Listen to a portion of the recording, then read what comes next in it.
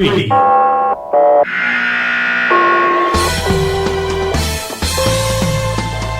A live podcast sponsored by the Marin Fire History Group.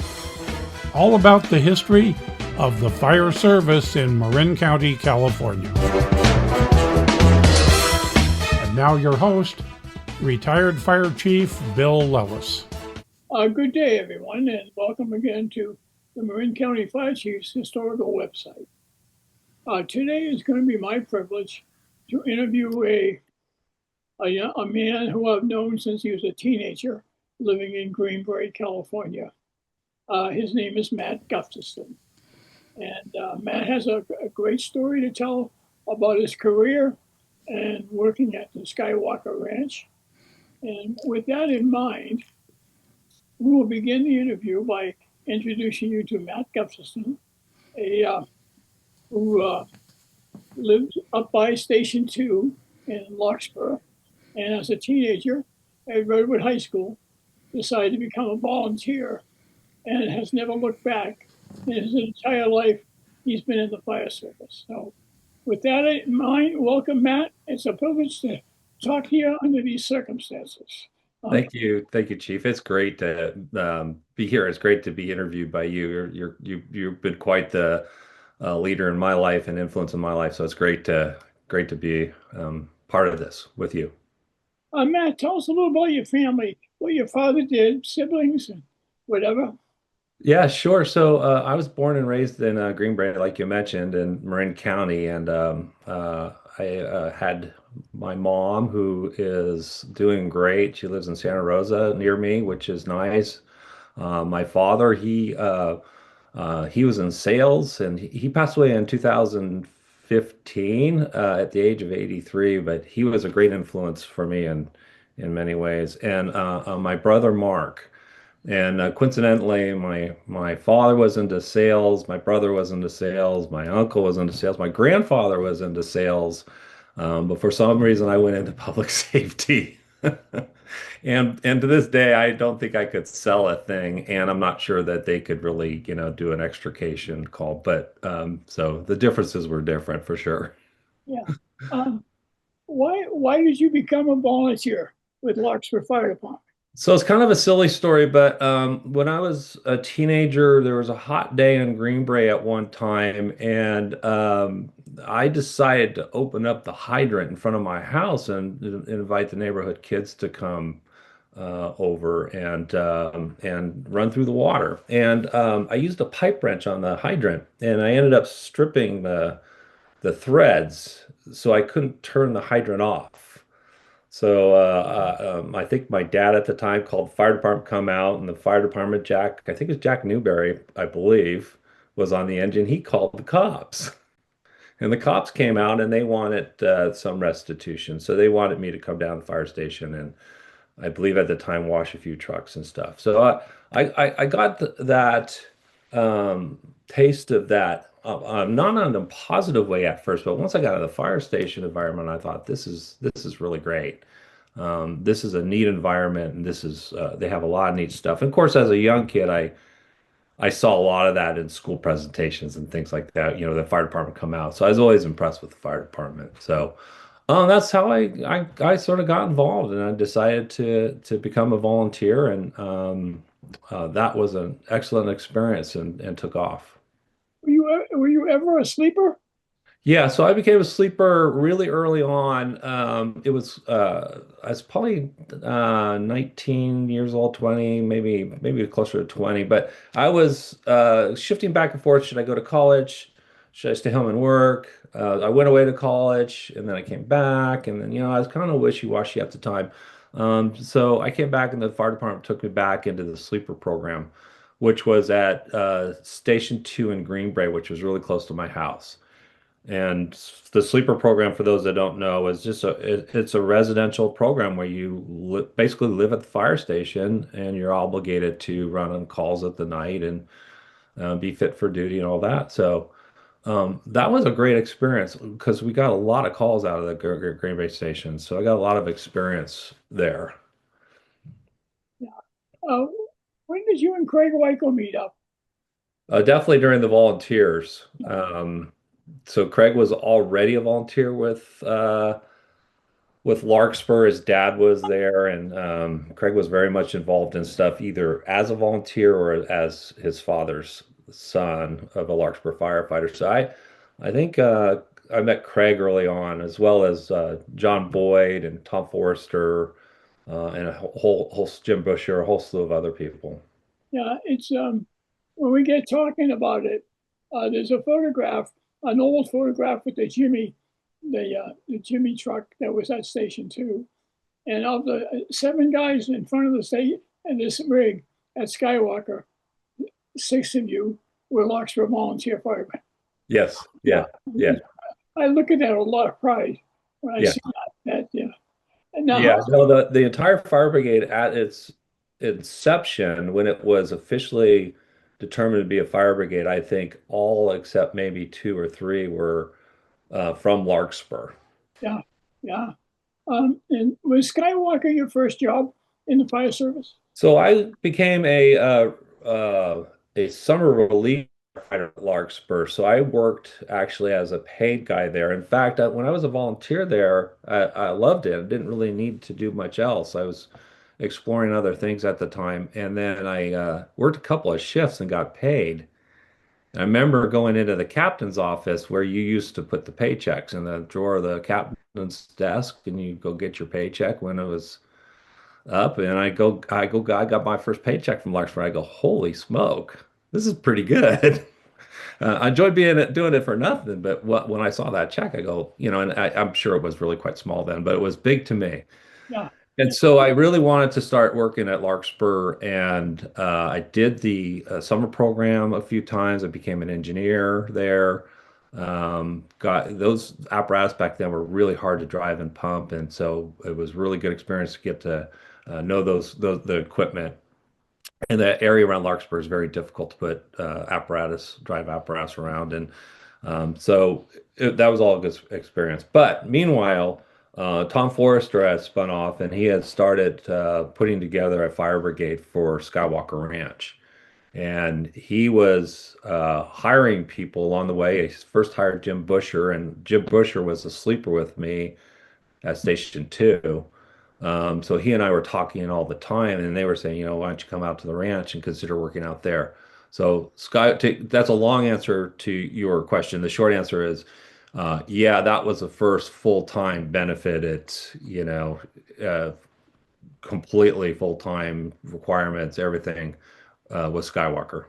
What was that like? It was a brand new department built from scratch up, and it was like its own little village out there in the valley.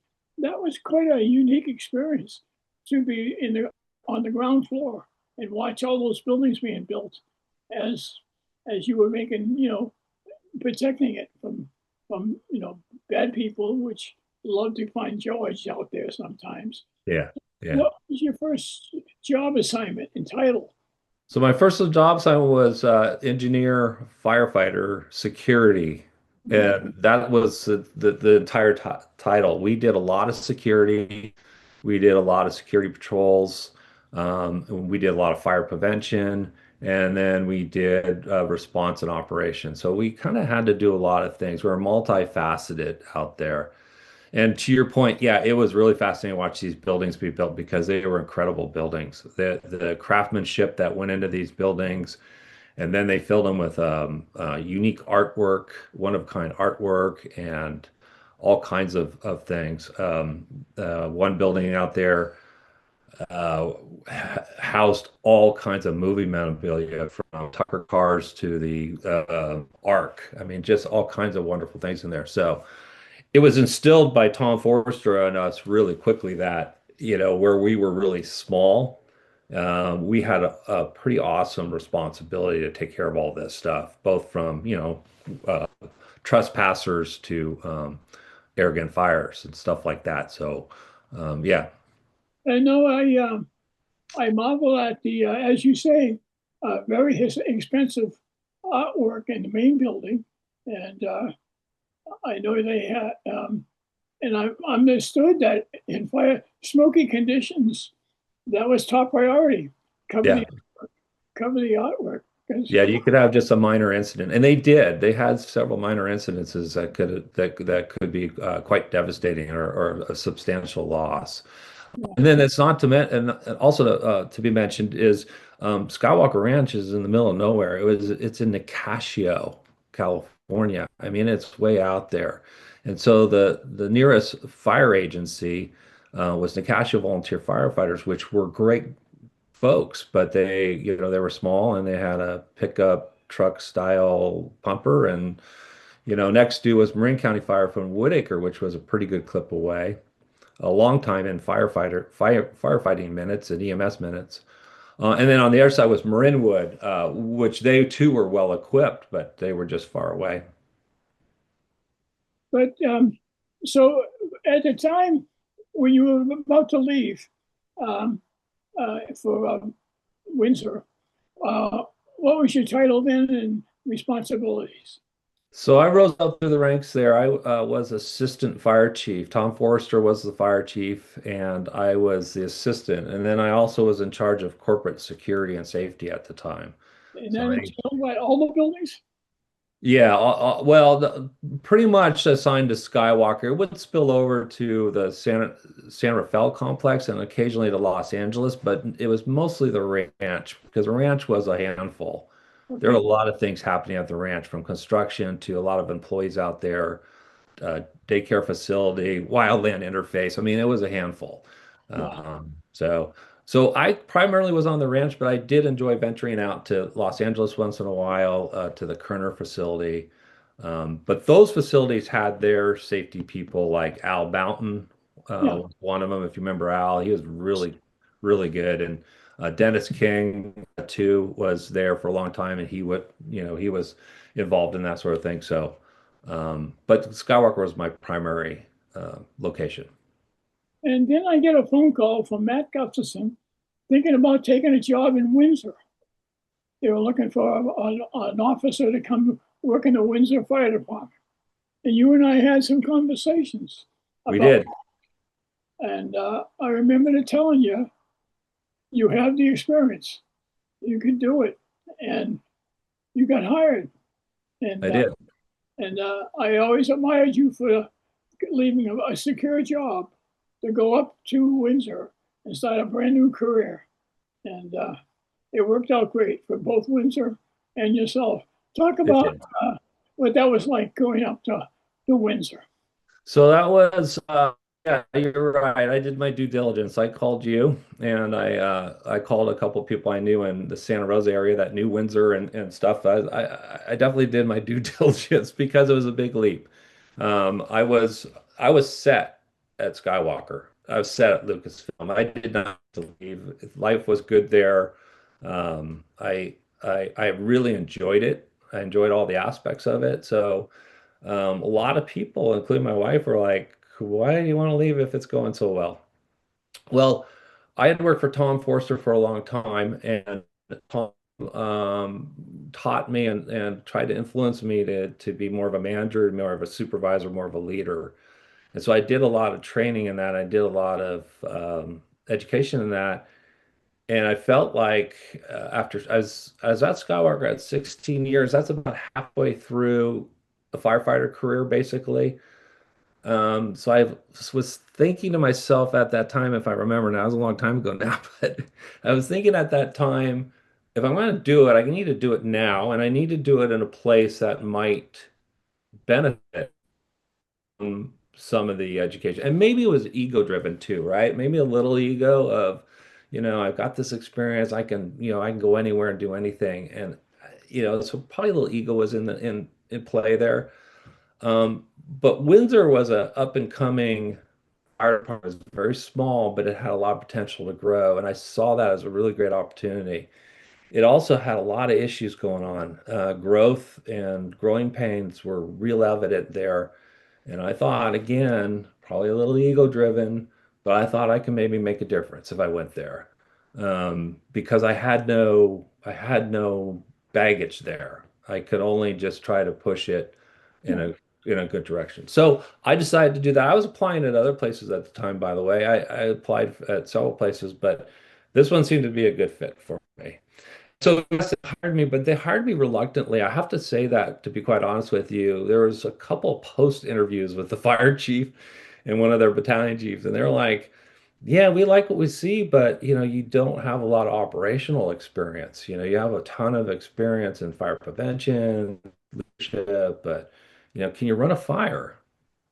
And it was a really good question. And so they took a chance on me and they hired me.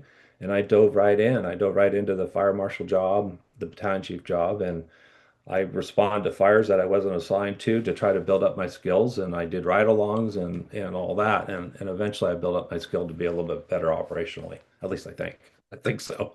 Uh, um, and when did you retire from Windsor? The 2021, just yeah. Okay. And I want to go back to Skywalker and really tell me about what it was like. Why did you become a fire brigade, the title fire brigade? And I understand you get certified by the state if you're a fire brigade. And what is the advantage of being a fire brigade versus just a fire department? Well, the advantage of fire brigade first and foremost is it's not a bureaucracy. It was a division of a company. So to make decisions wasn't easy per se, but we didn't have to get voter approval. We didn't have to get council approval. We didn't have to do any of that. We just said, hey, this is what we think we need to do. And in most cases, the company was absolutely good with it.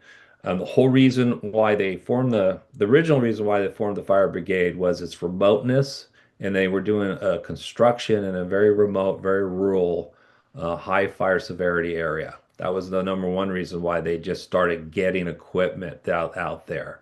That was tied closely with the volunteers out there with Nicasio. They would come out and help with training, and they would left one of their vehicles out there, the one that you mentioned earlier, the GMC. They left that out there for a number of years for the employees to use. So if anything came up, the construction workers and a handful of volunteers can grab the rig and deal with it on the ranch before it got out of hand. So that was the primary reason. Then the ranch started to really grow, and these buildings became very unique and, again, very far away from other services. So they decided back then, and it also insurance played a big role in it. The insurance to insure something like that out there was astronomical, if you could get insurance. Um, so having a fire brigade, an on-site trained fire brigade, and a pumper on site that could pump 500 to 750 gallons per minute helped immensely with the insurance premiums.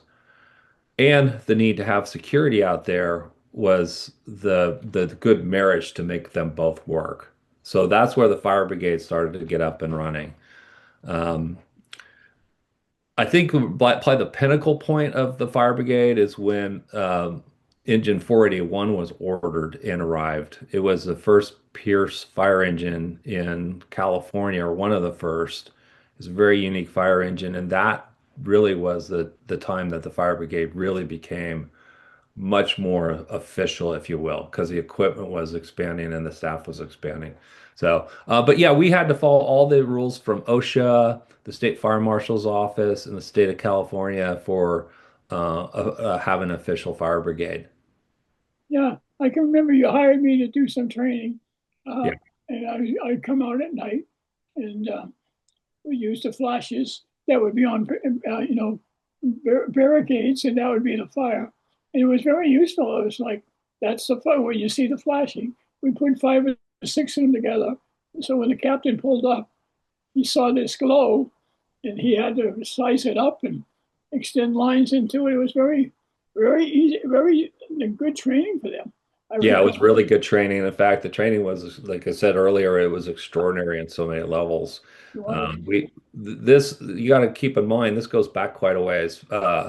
Defibrillators now are everywhere. You see them almost as common as fire extinguishers in buildings today, which is great, right? But back then, they were highly unusual to have, and we got defibrillator training early on and got approval to do doctor's approval, and we had to phone in whenever if we had to use it, we had to phone in. But Those were the sort of trainings that we would get, and they were really, really good. I think all of us also entered the fire brigade as American Red Cross first aid, Okay. and soon after we were given training by um, Meston from Marin County Fire.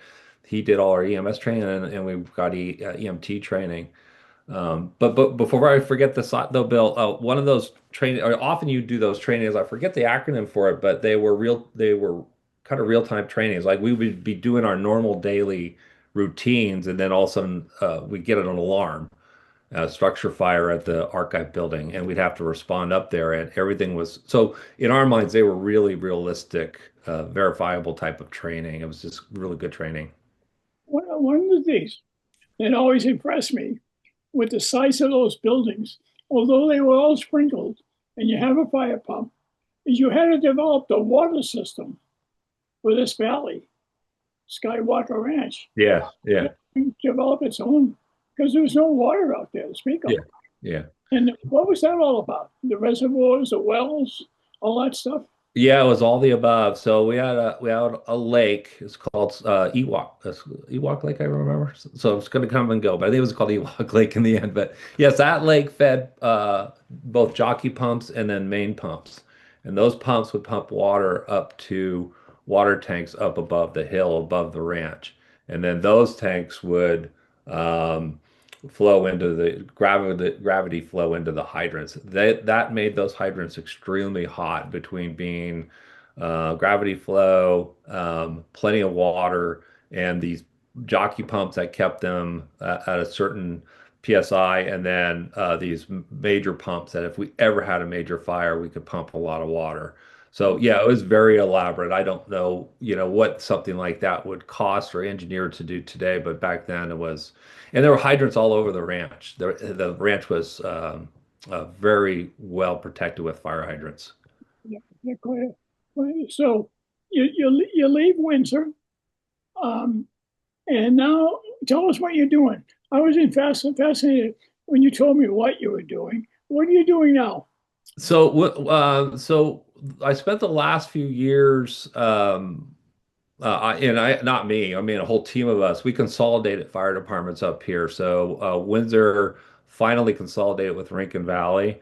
And then Rankin Valley and Windsor then consolidated with, I believe the next one was Bennett Valley, and then the Russian River.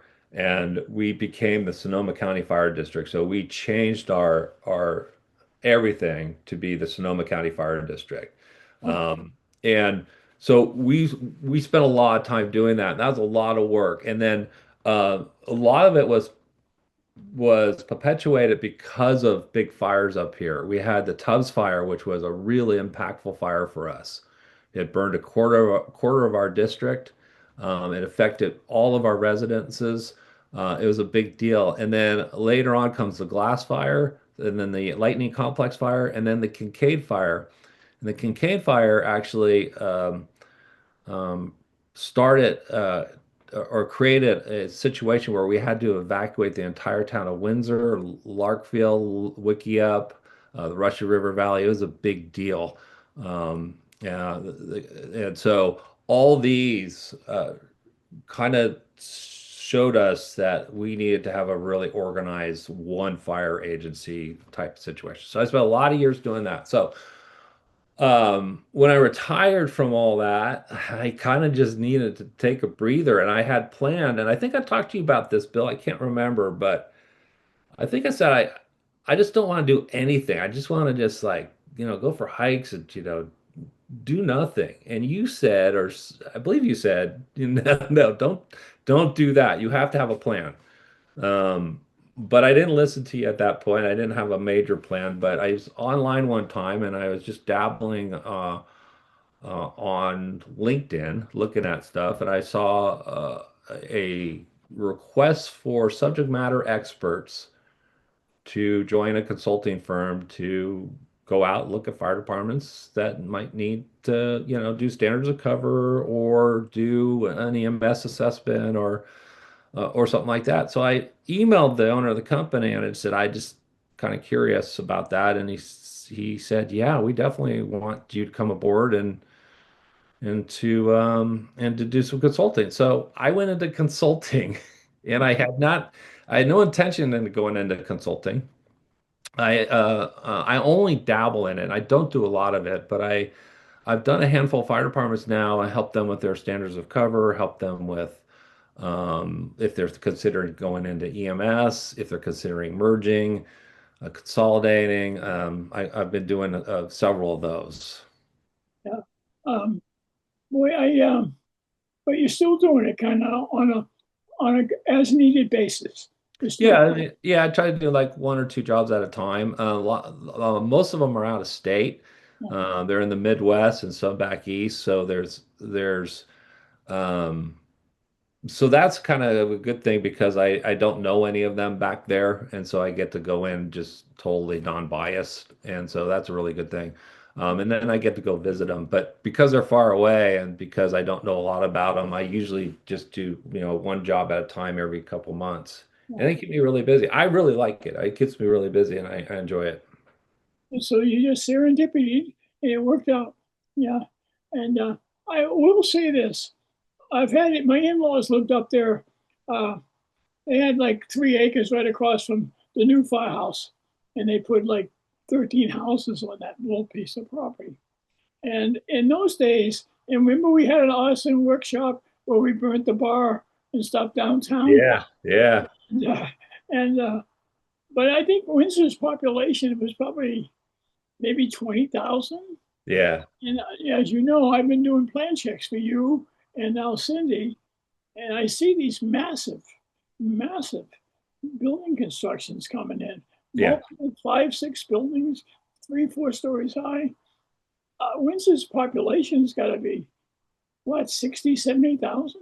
No, actually, I think when you were talking about it's probably the 8 to 10,000 range, maybe around when you had family here, and then because when I got here it was about maybe 15. It was pretty small. Yeah, Five square miles, 10,000 people. It's about 30,000 people now. But the latest census data will be really interesting because you're right, they're building like crazy around here. Lots of apartments, lots of yeah. subdivisions and infill projects that that you would see later on in a community. They're doing them now, a lot of infill stuff. So very interesting. Yeah.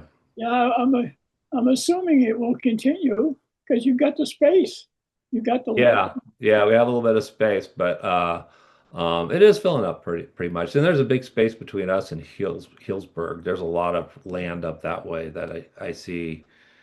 I thought would be developed by now, but it hasn't developed.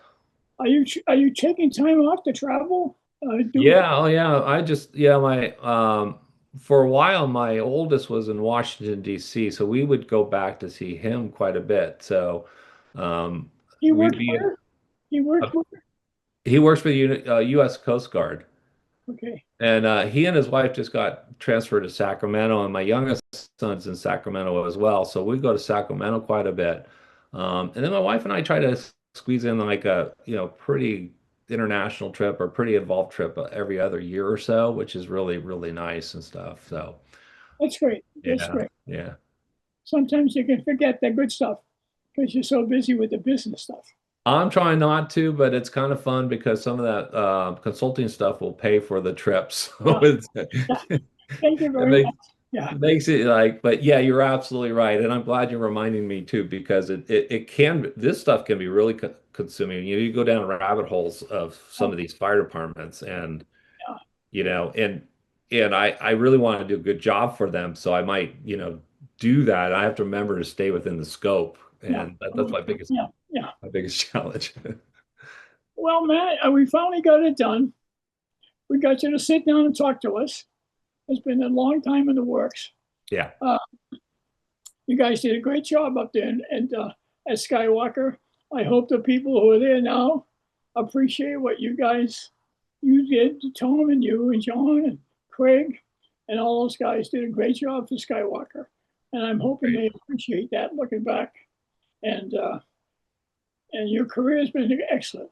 It's been a pleasure to have known you as a teenager playing with fire hydrants, and that's a great story. But Matt, thanks so much for taking the time to talk to us. Yeah. And Well, boy, see you down the road pretty soon. Yeah, my pleasure again, Bill. Thanks. It's just, it means the world to me to be just chatting with you about this sort of stuff. I love it. You and I have a lot of history, and I'm Not very grateful for your leadership. for history. Yeah, Okay, you take care. Say hi to the family for me. I will. Thanks so much. Take care. Bye.